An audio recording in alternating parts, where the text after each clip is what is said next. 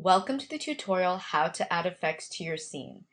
In this tutorial, I'm going to go over the effects in general and then touch upon some specific effects, namely the cutter, the tone, and the color override effects.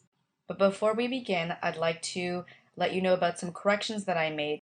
In the scene setup video tutorial, I staggered all the elements in the background here. So all of the elements are still staggered along the z-axis, but they all now exist behind our central character. So to begin, let's start with looking at the module library, and this tab is by default located behind the timeline tab.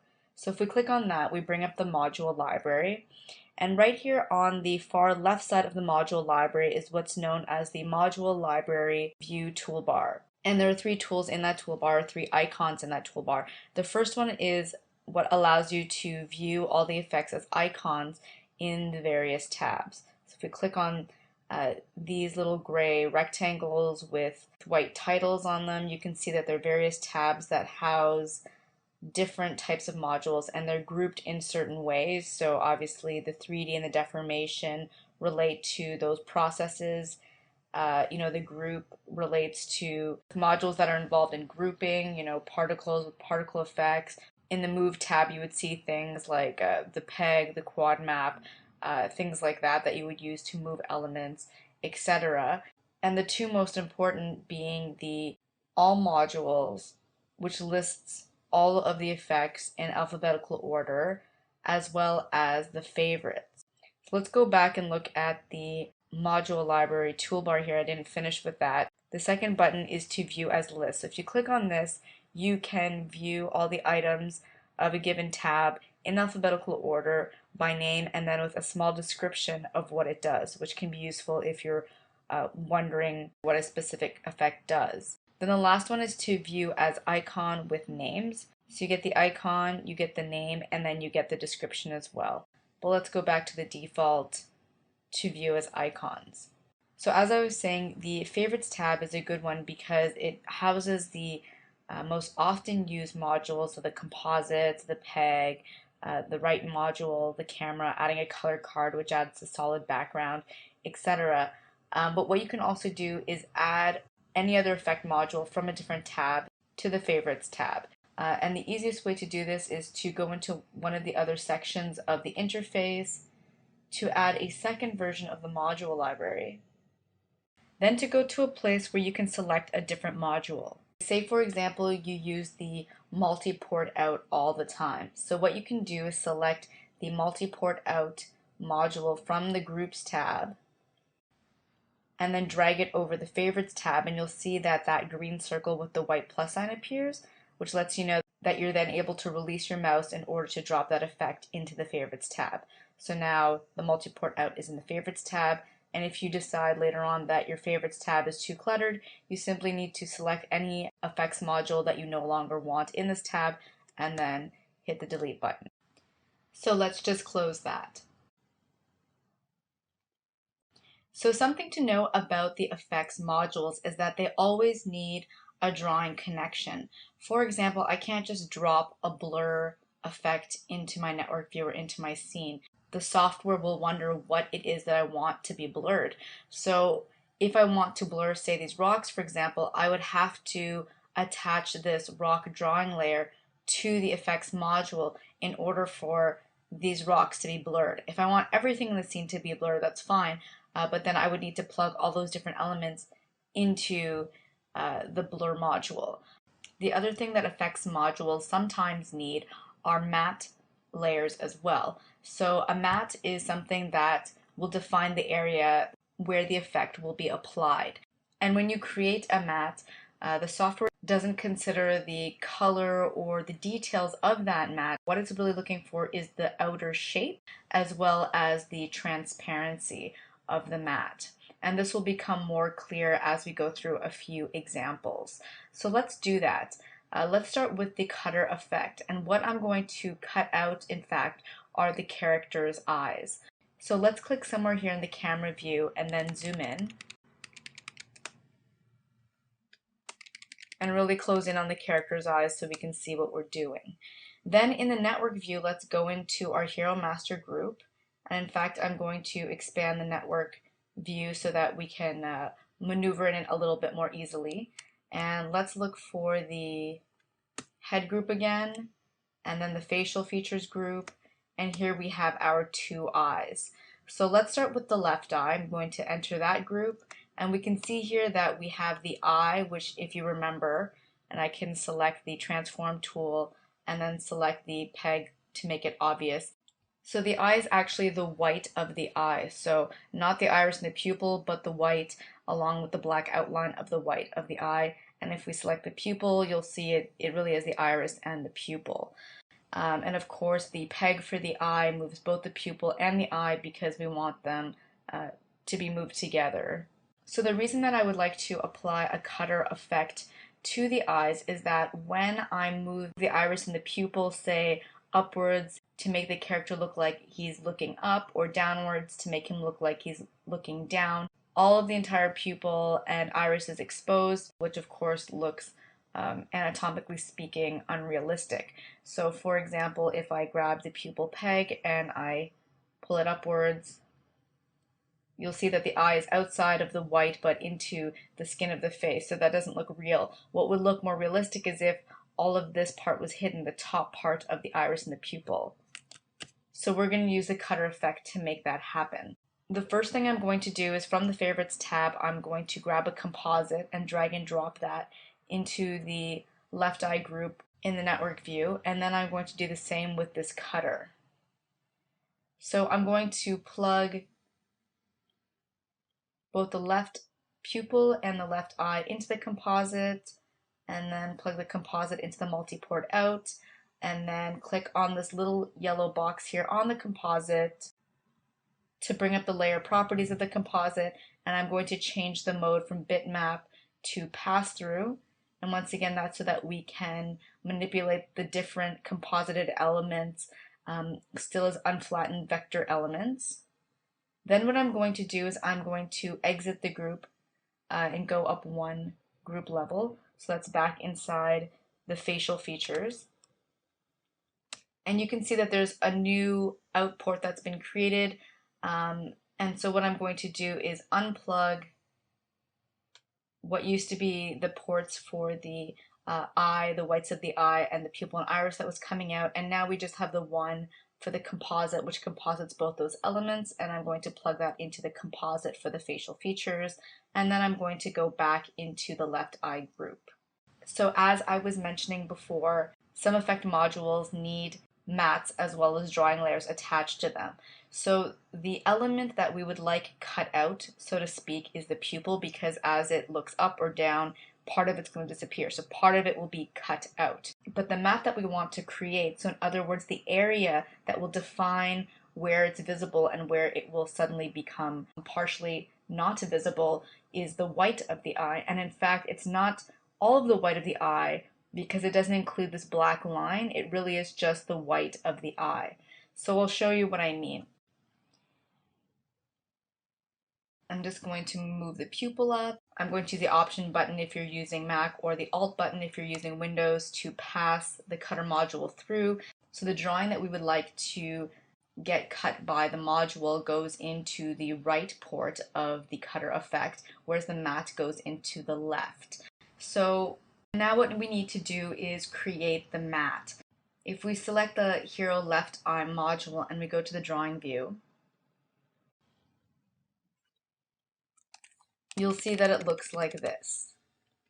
So that's almost pretty much what we need. The reason that we don't copy and paste in the network view is because then you create a clone of the module and not a copy. And what a clone is, if we actually do that, we copy and then we paste, means that if I do something to one, it'll happen in the other. So for example, if I suddenly make this my mat, and I go to the color view, and I decide that I want my mat to be this fluorescent green, I can create a new color, double click on it to rename it, and let's make the alpha 255 to make it 100% solid. And then I paint my entire element green. If I then go back to the camera view, you'll see that the eye is green. So what happened is that both these elements, both the left eye and this other left eye, so we can rename this map just so it's clear. So both the matte and the hero eye are now green because they're clones. So if I make a change on one, a change will occur on the other one. So that's why we don't copy and paste in the network view. So what's the other way that we can do this? Well, let's just undo those changes so our eye is, as we can see, white again. Let's delete this matte layer that we created. So what we want to do instead is go to the view menu for the network view and select Insert Element, or you can use the keyboard shortcut Command R on Mac or Control R on Windows. And let's name this one iMatte. You can plug it in here.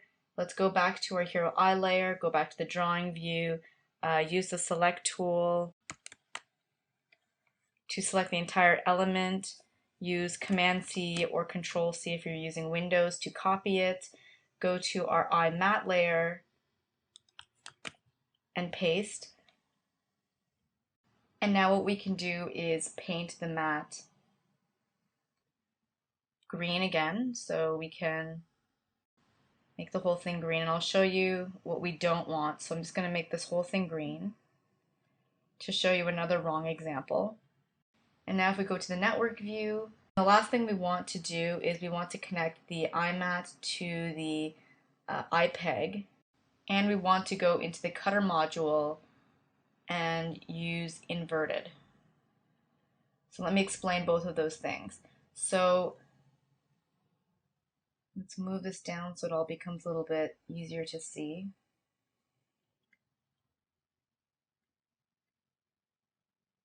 Okay, so the reason that we want the iMatte connected to the iPeg is because we want it to move around with everything else. We want it to have the same position information as everything else. If it wasn't connected to this peg, then if we move the entire character in a certain direction, or we move the eye in a certain direction, this matte will be left behind. So we need to connect it to something that controls position information, and ideally that's the same thing that controls the position information to what it's covering as the matte. So this eye is exactly identical to this eye, so they should move together. They should define that space together. The second thing I did is I went into the cutter layer properties and I selected inverted, because if we didn't do that, then what the matte is defining is the shape, so the pupil will always be invisible or cut out in this shape. But what we want is the opposite. We want it to be cut out or disappear as it exits the shape. So that's why we selected inverted. So now if I select the pupil peg with the transform tool and I drag it upwards in the camera view, you'll see that it's starting to look a little bit like what we want. We want part of it to disappear. The same thing goes for if we want it to move downwards. We want it to disappear as it exits the white of the eye, or as it nears the edge of the white of the eye. But of course, what's happening here is that it's disappearing when it hits the border of the entire shape. So that includes the black line as well as the white of the eye. But we don't want that. We just want it to disappear when it hits the white of the eye. So what we need to do is select our iMatte layer again in the network view, go back to the drawing view, select the select tool, get rid of these lines,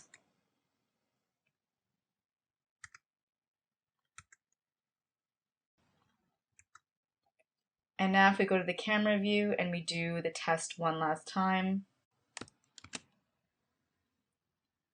now you can see it's doing what we want. It's hitting the black line and it's disappearing. Like that. So the only issue that we have here now, it's kind of a picky thing, but if we zoom in even closer, you'll notice that the eye is disappearing when it hits the center of the black line and not when it hits the edge of the black line, and that's because the black line outlining the whites of the eye is a pencil stroke and not a brush stroke. So let me just undo that for a minute. So the only way to really resolve this is if we go into the hero eye layer. Let's go to the drawing view. Let's zoom in. And as you can see here, when it hits the central vector line, that's when it starts to disappear. So what we could do is select these lines, go to the top menu, select Drawing, Convert Pencil Lines to Brush Stroke. Now if we click off, you'll see what we're seeing as what looks like the central vector line is actually the white of the eye. It's this. So that's what we're seeing. But if you just select the outline, you'll see that now it's a solid shape. So if we then delete the white of the eye and then go back to the color view and select eyelid, which is what the fill color was, select the fill tool, and we now fill in the eye once more, and then we go back to the select tool, you'll see that the fill hits the edge of the black outline, and the black outline has its own contour outline. So now we have a brush stroke and a fill that only comes up to the contour of the brush stroke. Let's select the white of the eye, let's copy it. So now if we go back to the network view, let's click on the eye matte layer, let's click somewhere in the camera view, let's delete the eye matte, then let's paste the new one in. Let's go to the color view and select the matte color, and we see that it changes to green. Let's go back to the camera view and let's select the pupil with the transform tool, and now finally as we move the eye up, it disappears at the right spot, and we can do the same thing if the character is looking down. It disappears when it hits the black line. So I hope that wasn't overly complicated, and I just realized that we didn't really need to do all of that for the hero's left eye. We could have converted the pencil lines to brush strokes just for the eye matte and then use that fill. So it's something to think about when you do it on your own. In addition to that, obviously, we only created a single eye matte drawing for the 3/4 profile view. However, if you create a front view and a profile, you also have to create a drawing 2 and 3 of different eye mattes that match the front and profile view of the left eye. And just like any other drawing in the timeline, you can just call it up in the X sheet or through the data view and bring up eye matte number 2 or eye matte number 3 where appropriate when the character changes its head position. So speaking of the timeline view, let's go there because one thing that we didn't do is extend our matte, which means that if we grab the pupil and move it up like that, it'll only last for 1 frame, because if you notice, as soon as we move off frame 1, our eye disappears because the matte hasn't been extended past 1 frame. So let's undo that.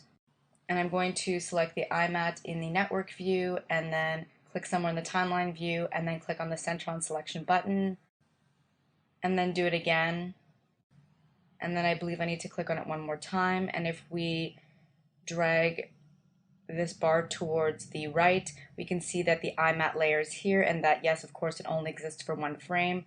I'm also going to use the keyboard shortcut 2 to zoom in a bit on the timeline so that you can see the cells a little bit more clearly. So I'm going to go to cell 75, right click on it, and then click Extend Exposure, or once again you can use the keyboard shortcut F5. So now let's take a look at another effect, that being the tone effect. So I'm going to click on the timeline and use Shift M to reset the view. And what we're going to take a look at is adding a tone to the torso of the character. So right now there's a tone that's been added through painting the torso in 2 colors or 2 tones, but you can actually use an effect to add the tones all over the character, and in that way they can be modified and even animated. A reason that you might want to animate the tone is if, say, the sun is rising or a light suddenly turns on, then the tone can go from being very narrow or very pale to, moving across the body like a shadow, and becoming darker. So there are several different reasons why you might want to animate the tone. So what we're going to do is exit the group in the network view. Actually, let's go straight to the Hero Master group and let's look for the torso, which is right here. And then let's go to the drawing view and let's reset the view to see it. And then what we're going to do is go to the module library and look for the tone, which will be in the All Modules tab. So let's scroll down toward the letter T, grab it from the All Modules library, and drop it into the network view. So once again, you can see that there are two imports on the tone, which lets us know that there is a mat that is required. So in order to create the mat, let's do what we did before. Let's create another drawing module. This time let's use the keyboard shortcut Control R on Windows or Command R on Mac. And let's name this Torso Tone Mat and say OK. So obviously our torso disappeared here in the drawing view because now we have the blank torso mat selected. So what we're going to do is go to the Hero Torso layer, use the Select tool to grab just this tone part, copy it, and then go to the Torso Tone Mat module and paste it. Then what we're going to do is use the light table so that we can see the entire character, and then use the contour editor to select just the outside points, and then use the arrow key to pull the mat out a little bit, and then maybe get rid of some of these points just to give it a rounder shape. So obviously if you don't already have a tone mat from a character that was previously painted with tone, you're just going to have to draw this yourself using the light table and the drawing tools. You know, something like that. You can always adjust it later or at any time. So let's go to the color view, select our matte color again,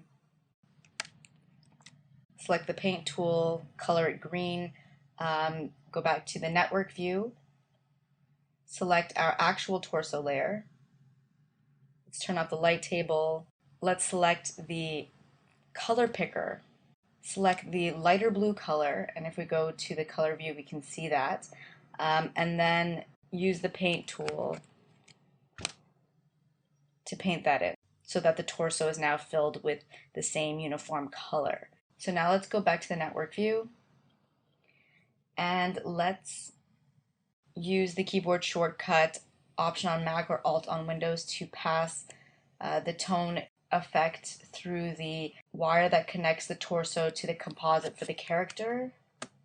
And then let's attach the tone mat on the other side, and of course we also need to plug in the torso tone mat to the deformation group so that they both have the same position information and therefore move together. Now let's go back to the camera view and zoom in a bit. And as you can see, a tone has appeared. So this was the old color. It was a dark two-tone, and this has obviously been painted in. But here on our torso, we actually have what the effect is producing, and it looks lighter right now. So let's go into the properties of the tone effect to take a look at what can be modified. So of course you can always change the blur type. With this situation, we want to keep it as radial. The other blur type is directional, and directional is usually used when a character is moving or we want it to look like the blur is coming from a certain direction. If it's an all-around blur, you would keep it as radial. To be able to see the difference between the blur radius, you actually have to go to the render view. So I'm going to click on that. And there you go, you can see the soft blurred edge. So once again, in case you don't remember, the difference between the OpenGL view and the render view is that we work in the OpenGL view, which doesn't show us all of the effects like blurring, for example, because it is vector and not bitmap, and it therefore makes it faster for us to work. When we do a render, we're seeing the bitmap version with all of the effects of what our scene will look like when it's been composited and rendered. So let's change the radius of the blur to something like 5, and we can see immediately that the edge got even softer. You can invert the matte to make the front of the character darker and leave that section untouched. You can use the matte color, which in this case we don't really want because it's kind of that green color, but obviously that can also be useful.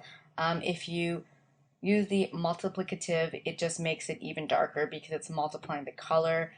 You can change the alpha as well as the color that you want produced. So this doesn't have to be the color of the matte. This is the color that you want the matte to represent, and you can do that by clicking on the alpha.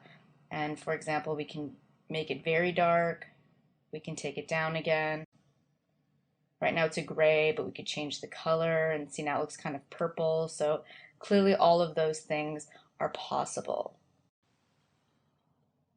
So I'm going to close that. Let's also go back to the OpenGL view from the render view. And one thing that I forgot to mention, although it may have been obvious from what we see in the camera view, is that even though the torso matte takes on a shape that's larger than the torso, so it comes out past the torso, obviously the drawing that goes into the right port defines the main area where the effect is seen, and then the matte controls where the effect is applied on this drawing. All this to say is that the effect will appear on the overlap section, and if there's any part of the matte that hangs off the edges of the drawing, then that portion is clipped out, and that's what we see because we know the matte is bigger than the torso and extends beyond this line, but that we don't see like a dark patch here beside the torso. And the reason you usually make the matte bigger than the area that it's going to affect is because you don't want there to be like a thin line between the edge of your drawing and the matte that appears because the matte isn't large enough. So I'm just going to collapse little thumbnail views. And now let's talk about how to animate an effect over time. So to do this, let's go to the timeline view. And let's try to find our torso matte. It's selected here in the network view. We'll click once again on the timeline view and then center on selection. So here it is right here. Of course, we didn't extend it, so we should do that as well. There we go. And so in order to be able to animate an effect over time, you have to create a function column for that effect. And we can do that by selecting the tone effect in the timeline view. And in fact, I'm just going to bring the playhead back to frame 1. And then what I'm going to do is create a keyframe on frame 1. And the moment I've created a keyframe, all of a sudden I've created function columns for this effect. So let's go to the white plus sign beside the effect name and click on it. We can see that some of the parameters that we saw in the effects layer properties appear, such as the blur radius, the direction angle, the fall off rate, etc. So what I'm going to do is drag the playhead across to say frame 50 and then create another keyframe there. And then what I'm going to do is double click on the tone to open up the layer properties. And I'm going to click on this button beside the alpha. It's actually a curve, so it brings up the Bezier editor. And from here, I'm going to play a bit with the curve. So this will affect the easing for the way that the effect is animated from frame 0 to frame 50. But not only that, I actually want to change the alpha value. So on frame 50, it's going to be around 110, but on frame 1, I'm going to drag it all the way down here and make it 0. Or actually a faster way, I just realized, is to just type in the value of 0. There we go. So that's a lot easier, and of course the Bezier editor scales properly so that you're able to see your first keyframe and your second keyframe. So we're going to do that, and then we're going to close the Bezier editor. And now if we look in the timeline view, we'll notice that there is no shadow tone, and that's because our alpha is 0. However, if we drag the playhead across, you'll see as it nears frame 50, the shadow suddenly appears. And because I changed that curve from being a completely straight diagonal line to a curve, there's a bit of easing, so it's not mechanical. The shadow doesn't appear at a constant rate. It quickly becomes darker and then sort of plateaus and tapers off in terms of the intensity of the darkness. So let's close the layer properties, and now let's take a look at one last effect, and that's the color override. So in the network view, let's go back to the top, and then in the module library, let's look for the color override. And let's drag and drop it in the network view. I'm just going to raise my hero master group up a bit, and then I'm going to use Alt Option to connect the module between the hero master group and the scene composite. So let's go back to the timeline view, and I'm going to drag the playhead back to frame 1, and let's reset the view so we can see our entire character, and then let's go into the properties of the color override by clicking on the yellow square on the module. So the color override is a pretty powerful effect. You can do many things with it, and I'm only going to touch upon a few of the things that you can do with this effect, but I would strongly urge you to refer to the user guide to look at what else you can do. So first, let's look at the parts of the color override. Here at the top left corner, we have a list of all the palettes in our scene. So we have, once again, that interface palette that's been there since the beginning. We have the pen style opacities that are the textured swatches for the pencil tool. We have our superhero palette, and I actually made a second palette called Superhero Palette Dark, and it's a darker version of all the colors of our superhero. If there's a palette here that you don't see, you can always click on this button here to add a palette to the database, and it will let you browse for another PTL file. So for example, if you had another harmony scene with a different color palette, you could import that palette in, and the palettes, once again, are in the root folder of your harmony scene. Then below is the color list. So if you choose a different palette, you can see that the colors are listed below, and of course both of these two windows are collapsible if you'd like to do that. So let's take a look at the first section on the right side, and that's the palette override. So the superhero palette is the dominant palette for our scene because it was the first one created for our superhero character.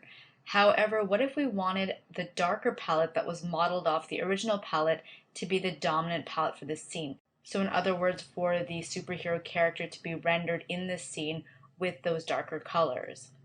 So what we could do to make this happen is to grab the superhero palette dark from the palette section and drag and drop it into the color override section.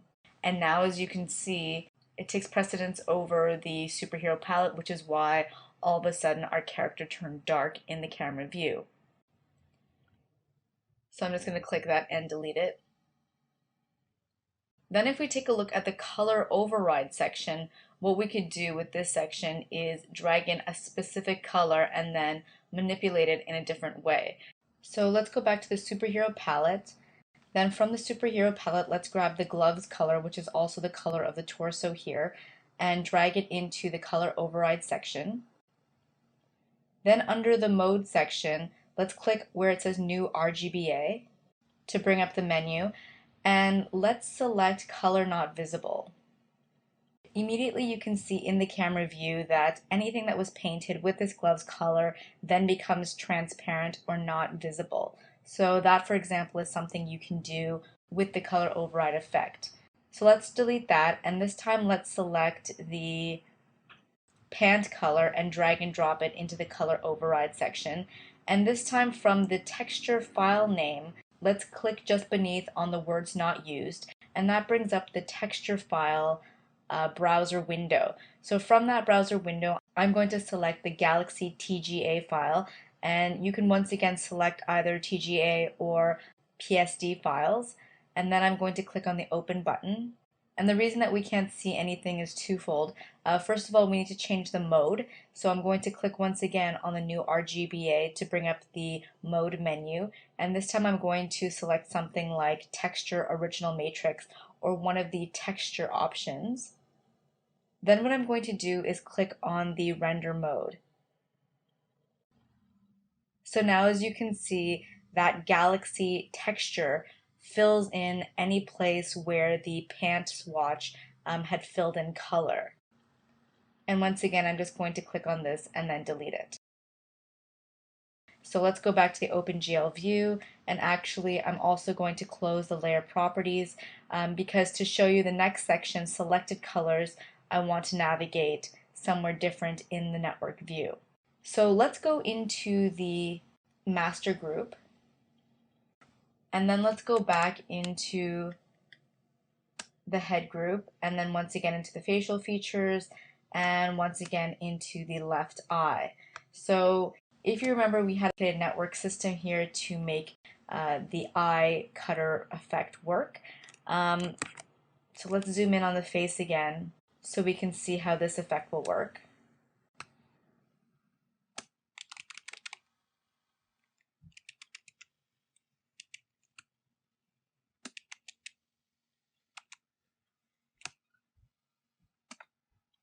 Okay, so you may have wondered why we didn't just use the original eye drawing as the mat in the cutter, which is very possible. And maybe you didn't want to do this because one of the obvious reasons is that then we would have to modify the original white of the eye as having no black outline. But with the color override, we can actually eliminate the black outline for the mat so that the mat really is only the white part. So what I'm going to do here is go back into the module library, find the color override one more time. So just for now, I'm going to get rid of this eye mat, and I'm going to disable it by clicking on the keyboard shortcut D. And then I'm going to take a wire from the eye layer, put it into the color override, connect the color override to the cutter, and as well connect the green port of the color override to the eye peg. Then I'm going to click on the little yellow box to bring up its tool properties. I'm going to go back to the superhero palette. I'm going to scroll down and select the eyelid, which I know is what we use to fill in the whites of the eye. I'm going to drag and drop it into the selected color section, and then I'm going to click on the render selected colors option. So then let's close. And now if we select the transform tool, we can select the pupil again and move it upwards. And you can see that it functions just as well as having an eye mat. You know, it disappears when you move it upwards as well as downwards to make the character look like he's either looking up or down. So that once again is another option that you have to combine the cutter effect with the color override effect.